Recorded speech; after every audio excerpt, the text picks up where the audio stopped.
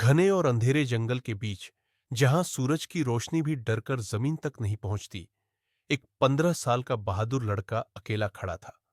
उसकी लंबाई सिर्फ 4 फीट थी। कपड़े साधारण थे, लेकिन आंखों में डर नहीं, सिर्फ जिज्ञासा और हिम्मत थी। उसे एक ऐसे खजाने की तलाश थी जिसके बारे में लोग सिर्फ कहानियों में बात करते थे। कहा जाता था कि जंगल के सबसे भीतर एक प्राचीन पत्थर का विशाल द्वार है जो अनगिनत दौलत और रहस्यों को छुपाए हुए है। लेकिन उस द्वार की रक्षा एक भयानक ड्रैगन करता है, काला, विशाल और बेहद खतरनाक।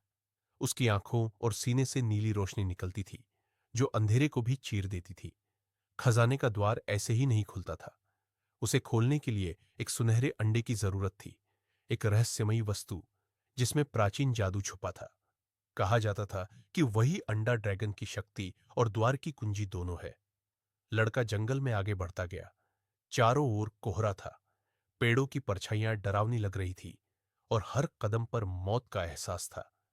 आखिरकार उसे एक पुरानी पत्थर की जमीन पर वह चमकता हुआ सुनहरा अंडा दिखाई दिया।